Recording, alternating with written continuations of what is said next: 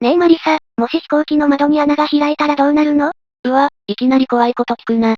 でも答えるぜ。もし飛行中に穴が開いたら、一気に機内の空気が外に吸い出される、急減圧、が起きるんだ。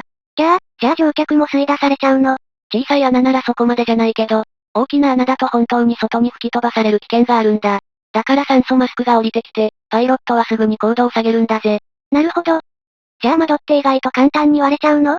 いや、飛行機の窓は見え構造になってて、ちょっとやそっとじゃ割れないんだ。だから普通に乗ってる分には安心していいぜ。よかった。